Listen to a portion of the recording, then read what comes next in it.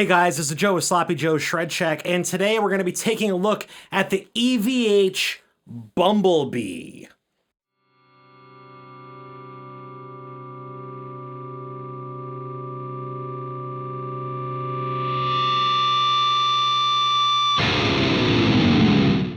Well, anyways, welcome back to the Shred Shack. My name is Joe. If you haven't seen my face before, definitely hit the subscribe button, hit that like button, hit that bell notification so you can get some more updates. And if you have seen my face before, welcome back. It makes me feel good that you're here. But anyways, we are taking a look at the EVH Bumblebee. So I bought this guitar a while ago. My friend Duncan found it at Dave's Guitar, told me about it, immediately purchased. It was a really great price. I've always wanted an EVH like style guitar. I mean, granted, I have a lot of Strats, but I've never had, you know, a proper EVH outside of, you know, making one in my garage, you know, which might be the most proper anyways. But yeah, this is just a really, really nice guitar. The review is gonna be pretty short. Because there's one pickup, one knob, and a bridge, and we all know what we're here for. We're here for the dive bombs and all those things. Now, I'm not gonna play any Van Halen licks. I do not want this video demonetized. I wanna be clear.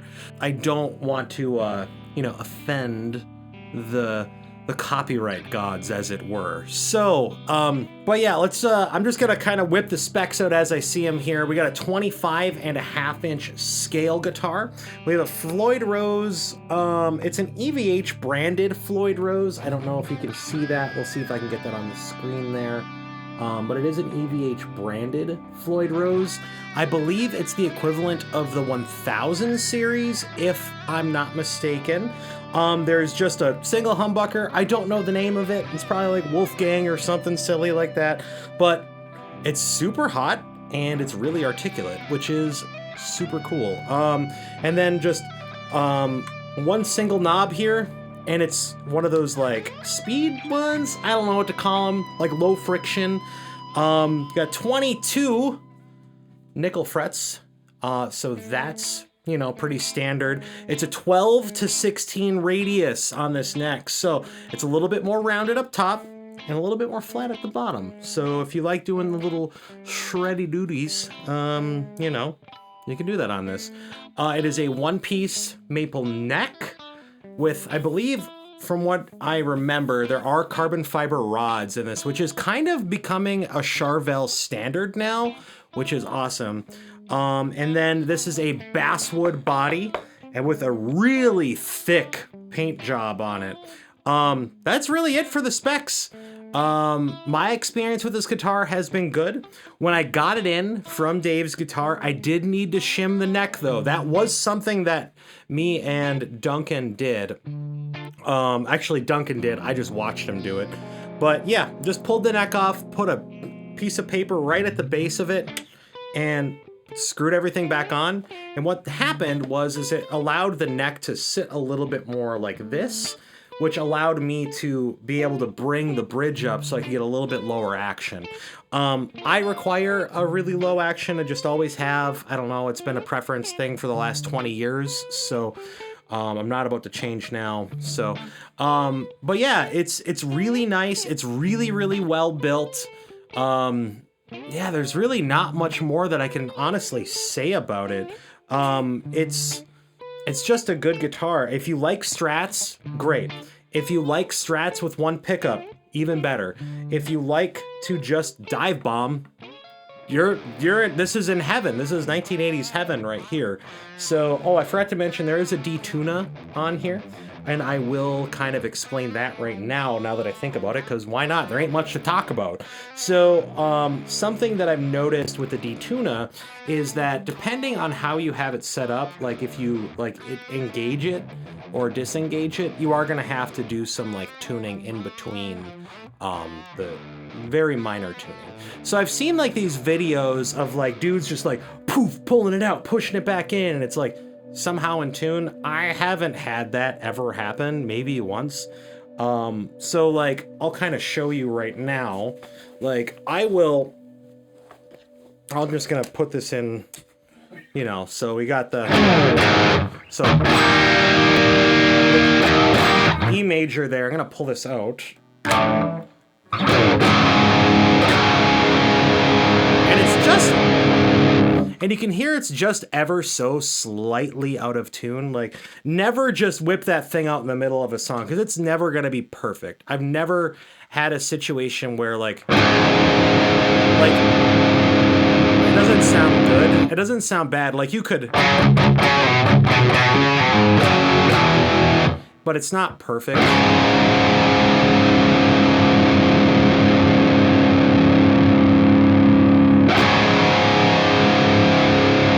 Now it's a little bit better.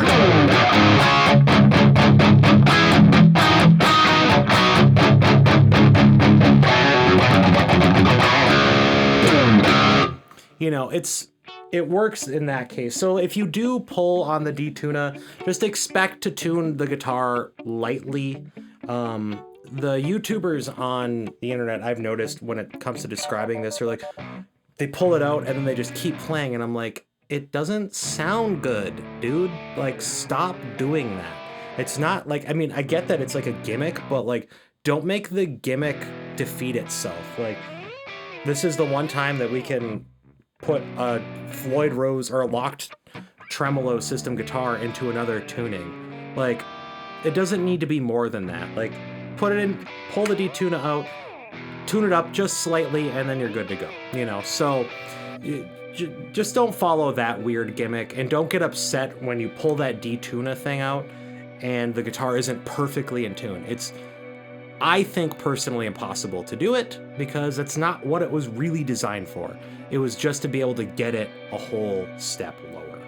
But yeah, so what I'm gonna do is I'm gonna just whip out a few tones with this thing. If you wanna see the specs and all that, I'll have links in the description box below. But I'm just gonna go through some clean tones, go through some dirty tones, and then call it good. So come along for the ride, eh?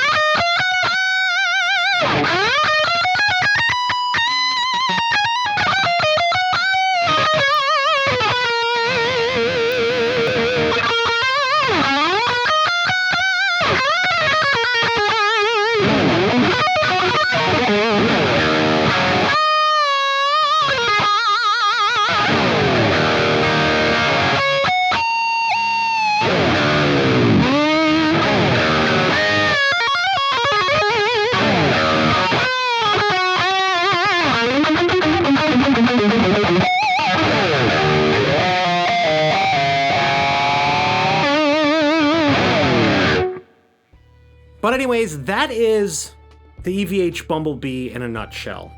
It does cleans. It does like the crunchy thing. It does the high gain thing, and it obviously does the lead thing. It's a rock and roll guitar. Like, this is the most rock and roll guitar. I love it. And honestly, after I did the slight neck modification, one of the best playing guitars in my arsenal. And I have some nice stuff here, but like, this thing just rips, and that's all I care about when it comes to a guitar. So I think the only thing I kind of forgot to mention earlier is that this has extra jumbo frets on it. But you know, it's rock solid, it's really simple, and if that's what you're looking for, you're just looking for a rock solid, simple instrument, this is definitely the guitar for you. There's no questions asked on that. And it just shreds, man. Like, there's no ifs, ands, or buts. Like, when you pay $1,100 for a pretty simple instrument, they're gonna put a lot of time and work into less equipment, which is awesome. That means you're gonna get a higher quality guitar, theoretically. So, but if I were to give this thing like a ranking, like, I'd give it a solid 9. It's no BS, no BS. Granted, when I got it in and before I had to do the neck mod, I'd probably give it like a 7 because the action was just too high for me. But now that I did the tiniest mod that a lot of people do on their Strats anyways, this is one of the best guitars in my arsenal. So anyways, if you're thinking about buying this instrument, I recommend that you do. Just know that when you buy, you know, any kind of instrument, there might be some slight tweaks that you might have to make. But if you're okay with doing that, like I got mine that I needed to shim the neck. Once I shim the neck, best guitar I've ever had, or not one of them for sure. So, but anyways, guys, if you liked what you saw here, definitely click subscribe, hit that bell notification, hit that thumbs up button. That makes me feel real good, and I like feeling real good. If you want to like see more of my channel, go into it, check it out. It's nice to be back. It's been a few years, honestly, since I've done some proper videos, and it's time. It's time that I do that, and I missed you. And honestly, I miss doing this for myself too. But anyways, I'll be back with more content at some point. Bye, guys.